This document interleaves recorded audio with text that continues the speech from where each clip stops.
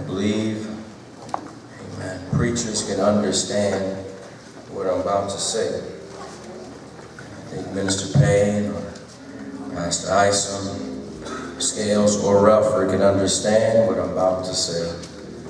Sometimes the Lord gives you messages that you can't wait to preach.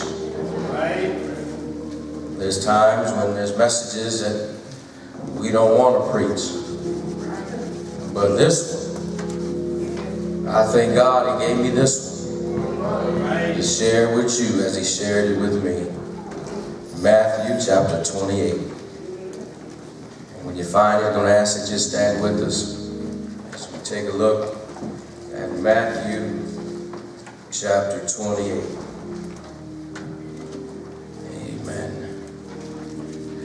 Matthew chapter 28. And if you do me a favor, if you'd make sure that your neighbor has it. All right. And if you would check with your neighbor to make sure that your neighbor has Matthew chapter 28. Amen. And at Pleasant Green, we use iPads, iPhones, whatever electronic device that you have. It's okay to use here at Pleasant Green. And so does everybody neighbor have it? Say amen if your neighbor has it. Verse number 1. After the Sabbath, at dawn on the first day of the week, Mary Magdalene and the other Mary went to look at the tomb. There was a violent earthquake, for an angel of the Lord had come down from heaven and was going to the tomb, rolled back the stone and sat on it. His appearance was like lightning, and his clothes were white as snow. And the guards were so afraid of him that they shook and became like dead men. The angel said to the women, "Do not be afraid, for I know that you are looking for Jesus, who was crucified. He is not here. He has risen, just as he said. Come and see the place where he lay. Then go quickly and tell his disciples he has risen from the dead, and is going ahead into Galilee. There you will see him. Now I have told you." So the women hurried away from the tomb, afraid yet filled with joy, and ran to his disciples. Suddenly Jesus met them. "Greetings," he said. They came to him, clasped his feet, and worshipped him. Then Jesus said to them, "Do not be afraid. Go and tell my brothers to go to Galilee. There they will see me."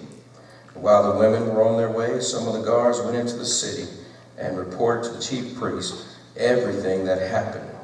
When the chief priests had met the elders and devised a plan, they gave the soldiers a large sum of money, telling them, "You are to say, his disciples came during the night and stole him away while we were asleep. If this report gets to the governor, we will satisfy him and keep him out of trouble." So the soldiers took the money and did as they were instructed, and this story has been widely circulated among the Jews to this very day.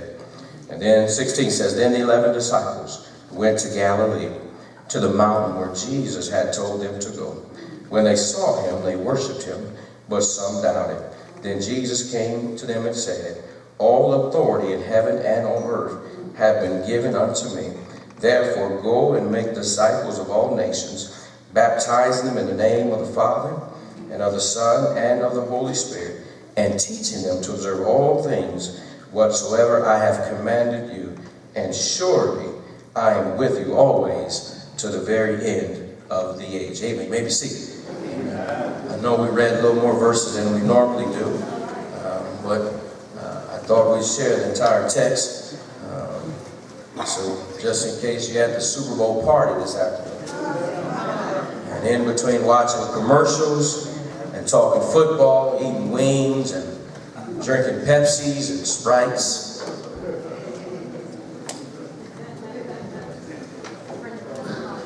and somebody asks you, "How was church today?" You can tell them what the choir sang, that we ought to be grateful. And you ought to just say, "Yeah, then we heard the word." And word came out of Matthew chapter 28. All right. So, as you read last several weeks, we've been, our focus this year is being more committed to Christ.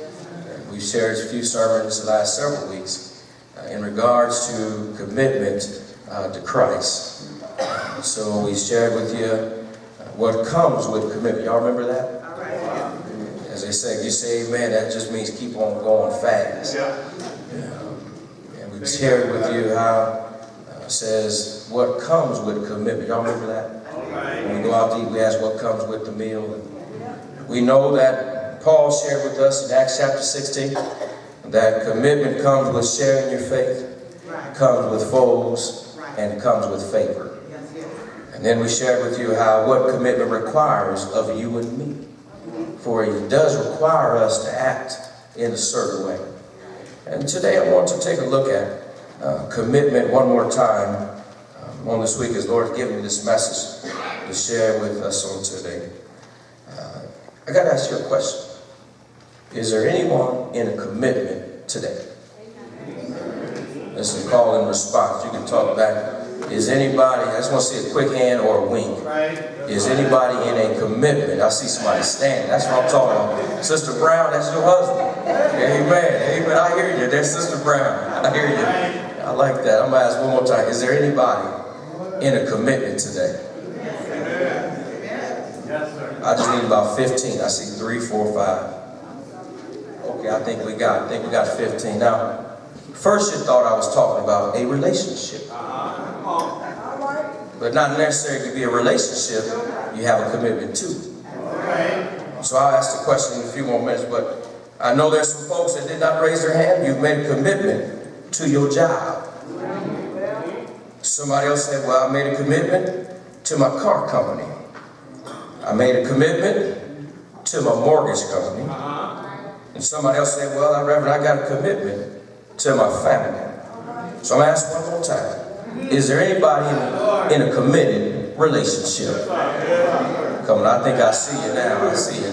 Oh, I see you up there. Somebody said, well, what does this got to do with the text? Well, the second part of that commitment is, and you know, in any relationship, it's oftentimes we pause in the midst of our relationships, our jobs, financial commitments, community commitments, to take a moment to appreciate what you have. That's the title of the text. Appreciating what you have. When we look at our commitment to Christ, we can surely appreciate what we have. When I look at the scenarios I gave you in the beginning, it's a beautiful thing, because when you're in a relationship, you can appreciate that man or woman who loves you unconditionally. That man or woman who puts up with your nonsense. A man and woman who puts up with all your faults and failures, your flaws and deficiencies. But you can appreciate that relationship. Because when you appreciate, you start to think about all the good things in that relationship. And can you appreciate, some of us can even appreciate our jobs. I know they working you like a Hebrew slave, but at the end of the week, payday is coming. Oftentimes I talk to folks that say, Reverend, I got to go to work, I'm laboring, it's hard, it's difficult, and I'm tired, and making me work overtime and extra overtime. But if you sat for a moment and before you started thinking like that, take a moment and say, and appreciate that job that you have. Because truth be told, there's folks that don't have a job. And I'm a witness, when you start complaining, I'm a witness, God can remove the job.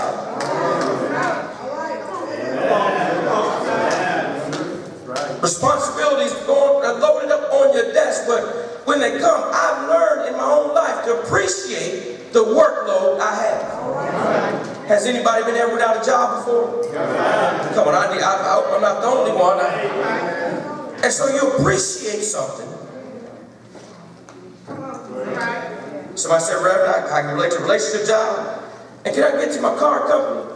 I know sometimes the rates seem like it's too high, and the payment is too long, and you're tired of making that $500 note.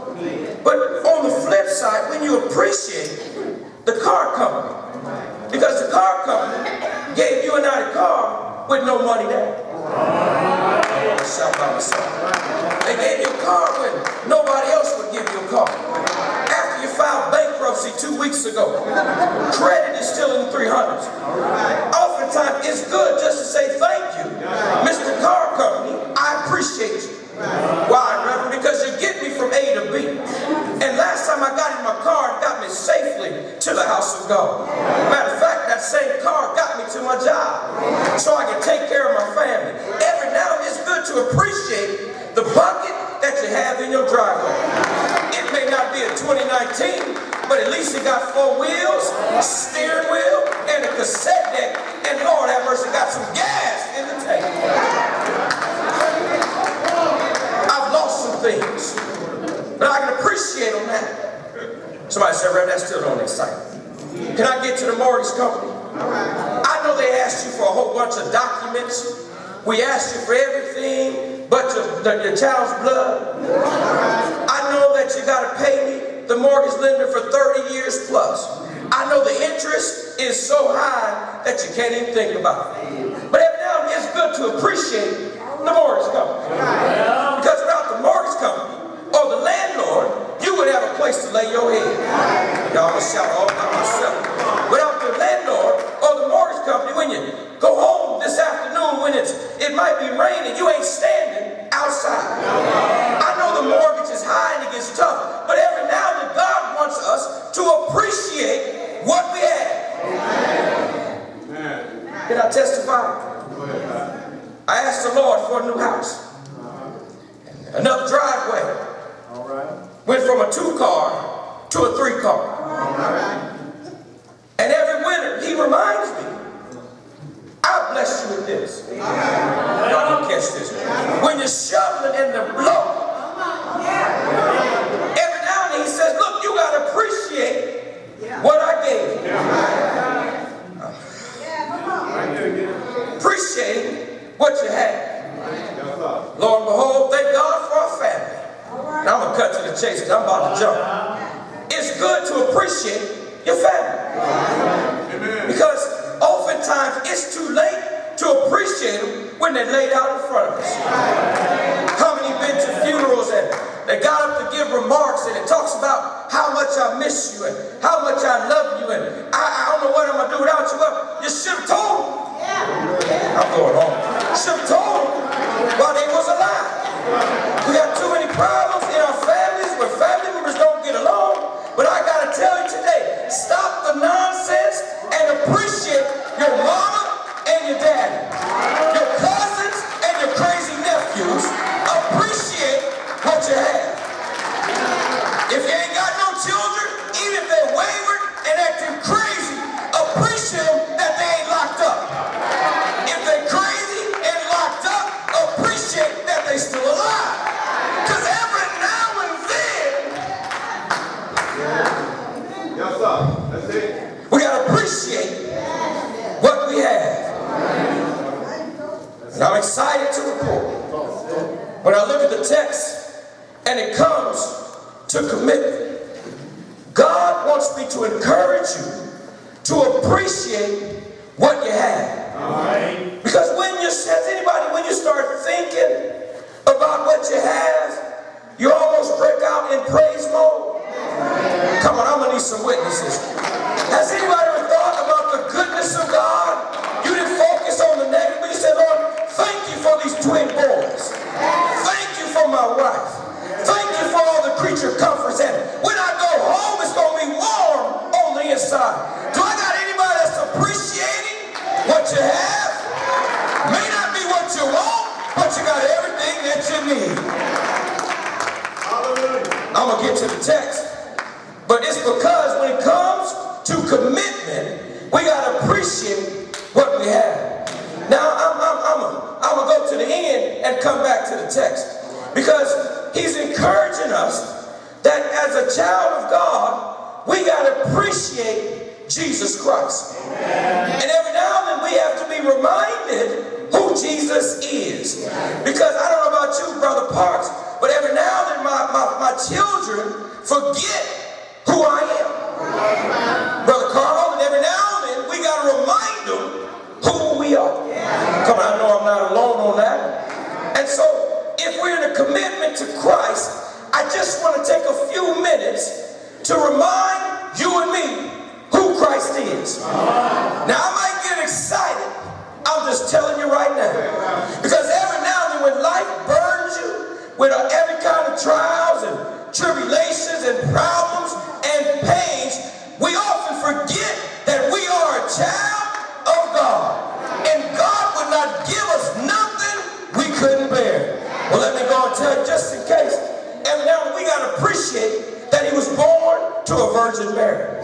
He was a carpenter's son. He turned water into wine. He healed the sick, raised the dead, opened blind eyes, lame got up to walk, fed 5,000 with 2 fish and 5 barley loaves. He ministered to the multitudes, Jews and Gentiles, sinners and saints. Jesus, in our commitment, ministered to everybody. Let me tell you a little more. His life was not an easy one. Constantly being challenged by his enemies, Pharisees, Sadducees, church folks. He endured hardships for you and me because he was committed to his Father, that he stayed committed to you and me. For the Bible says in the midst of his commitment to the Father, for it says he prayed in the Garden of Gethsemane the night he was betrayed. He got down on his knees and said, "Oh Father, if it be possible, let this cup pass from me.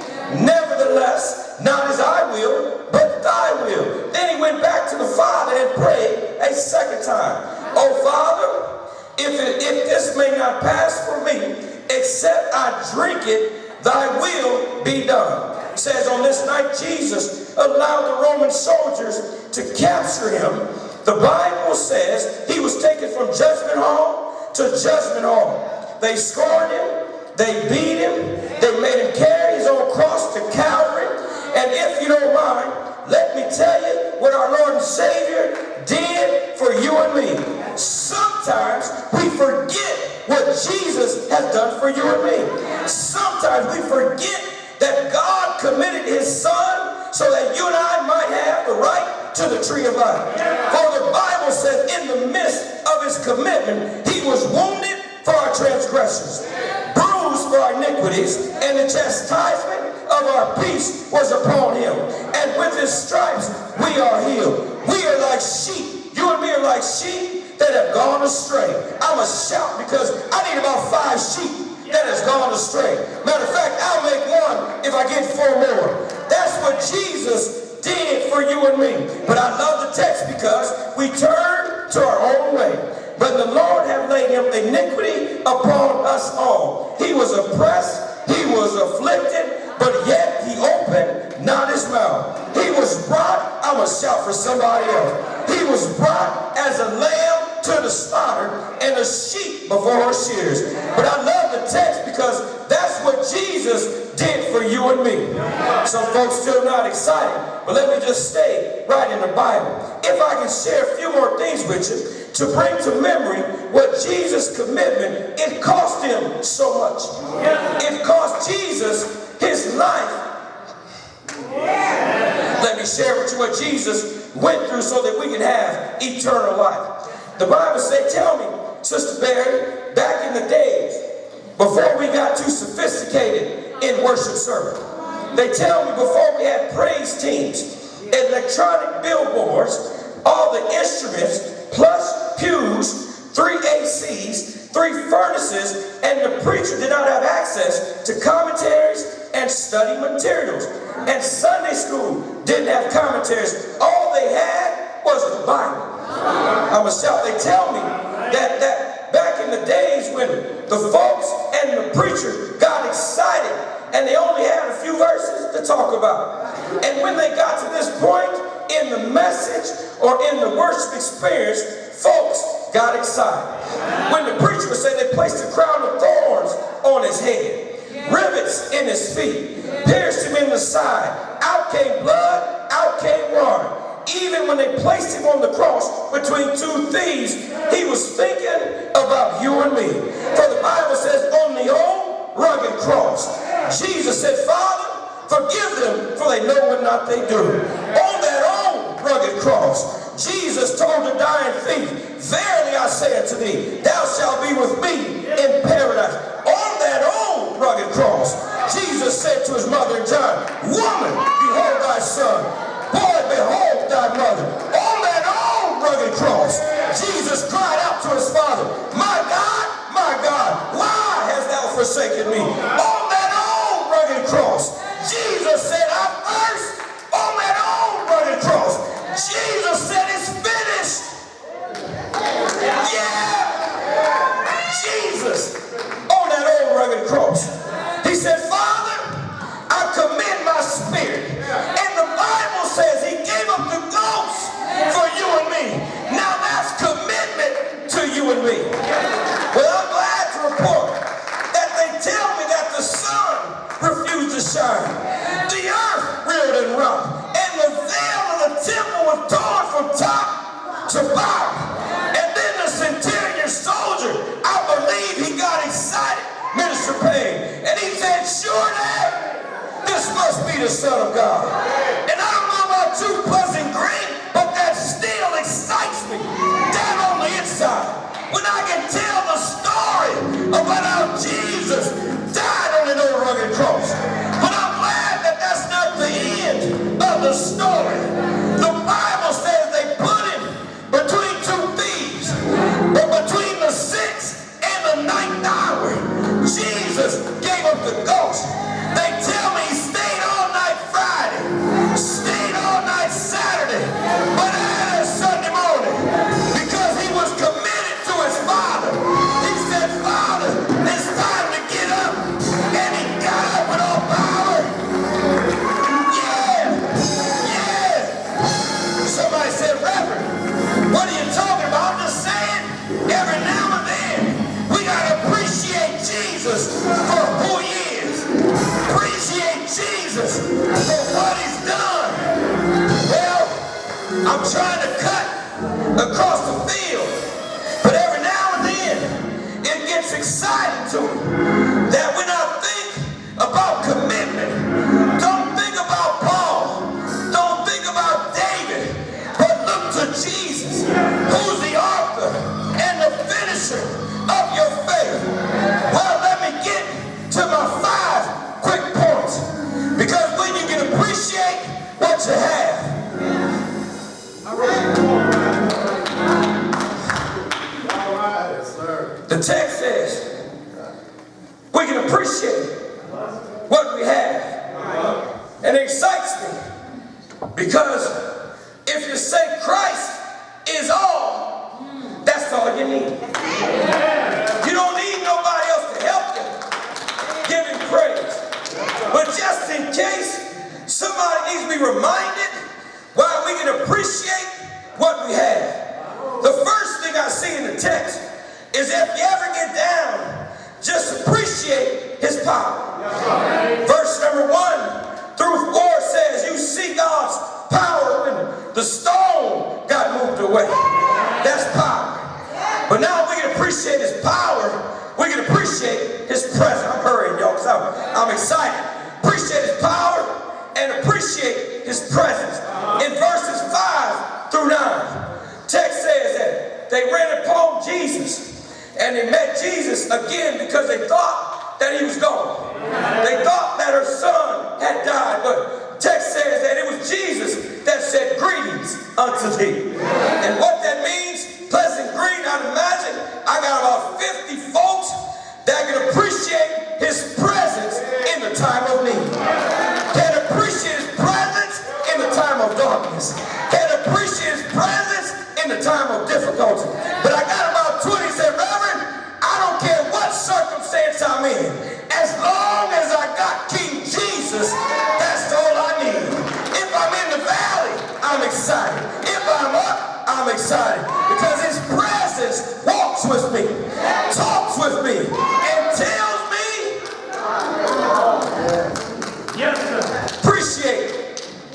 have, because of his power, because of his presence. But when you do that, it's going to lead to praise. Notice in verse number 8 and verse number 9, Mama thought she lost her son, but all of a sudden, she got another chance to give him some praise.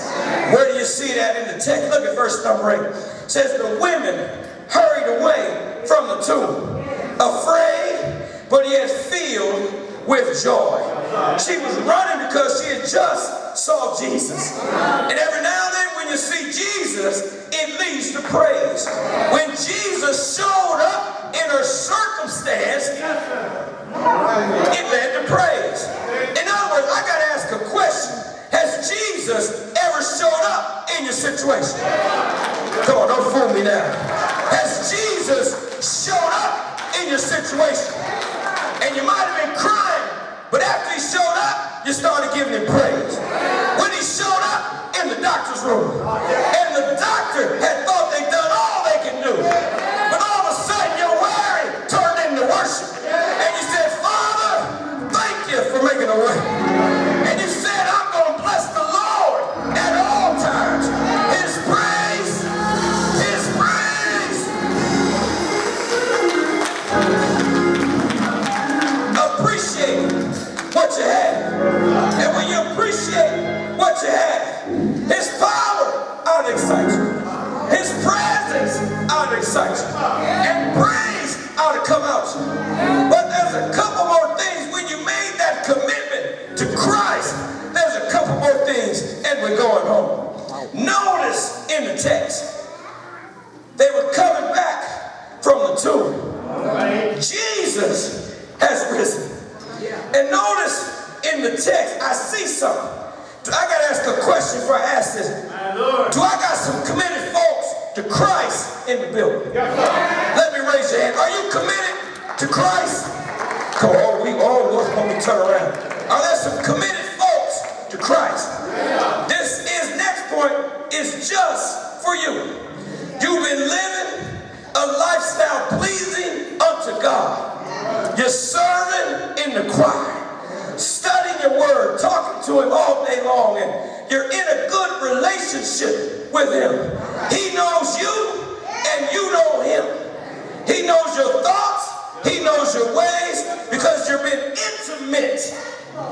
Come on, I got some committed folks that have said, therefore Christ I live and Christ I die. Well, this point is for you to encourage you, because it's not always, Brother Terry, going to be easy in that commitment. What do you mean, Reverend? Let me tell you, write this one down.